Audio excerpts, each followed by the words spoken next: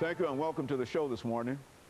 The topic this morning is from the plantation to the prison and historical criminalization of the African American male. And of course we have with us to talk about a study that she has been a part of dealing with the economic, political, and social situation of the African American male from the plantation to today's prison. Is Dr. Deborah Burris-Kitchen. And of course, Dr. Kitchen, let me welcome you to the show this morning and tell you again how delighted we are to have you, because I think that you were with us earlier and you gave us an excellent understanding of the African American situation.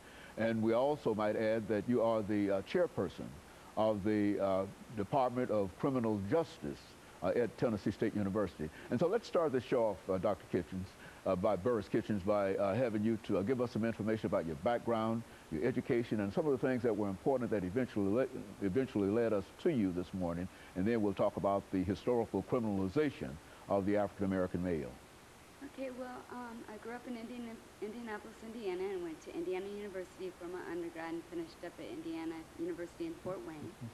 And while I was in high school, I just knew a lot of people who were dealing in drugs, and the majority of the people who were dealing in drugs were people who were white, and I was just always intrigued, especially being a young adult in the early 80s, about the war on drugs and it being focused mostly on African Americans. So as I pursued my career in sociology, I went on to get my master's degree at Ball State University and my doctorate at Western Michigan University. It was always my desire to figure out why we assumed that the majority of drug use was in the African American community.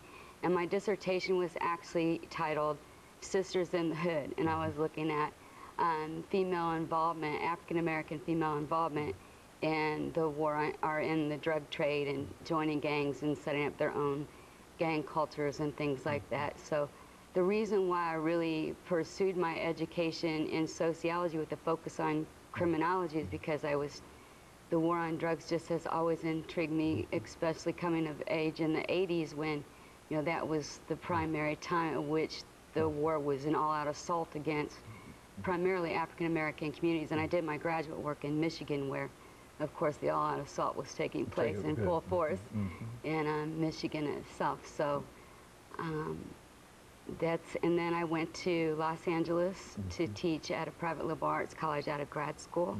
Taught there for 7 years, did some more research, was more interested in the Hispanic culture and the Hispanics criminalization at that point, because it was a predominantly Hispanic area and so was the university. So I kind of looked at, okay, how are Latinos criminalized as well? And I taught ethnic relations, which gave me a good opportunity to dive into kind of the histories of different ethnic groups and how they have been criminalized and treated and stereotyped throughout the American history and the American justice system. And then, of course, I came to TSU in 2001, and being a predominantly African-American university, I got back to pursuing my interest on the history of the criminalization of African-Americans, and have since done a couple of publications, and one in an African-American handbook that was edited by Dr. Robert Hampton, who's one of our colleagues at Tennessee State University. And I just finished up this work that you discussed earlier in the introduction that I just submitted for publication. I'm not sure how that's going to come out yet. Well, let's look at that, Dr. Burris-Kitchen. We talk about from plantation to the prison.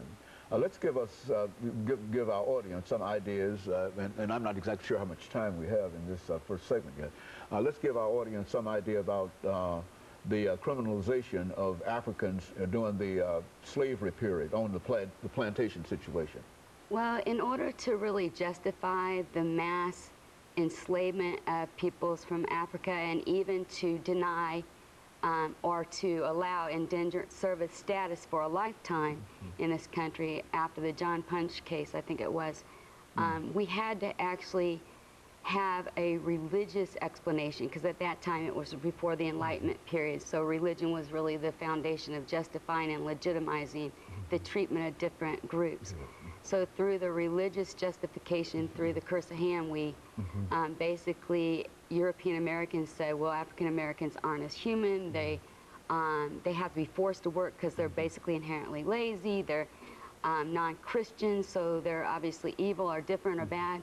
So the bifurcation of good and evil with white and black came to play during slavery, and I think that continues to come into play throughout American Okay, very good. And of course, let's take time for this first commercial break, and then we'll come back and we'll allow you not only to talk about that as a means of criminalization, but how that progressed and give us some numbers in reference to it. Absolutely. Of course, we'll be back with our audience following this very, very short commercial break.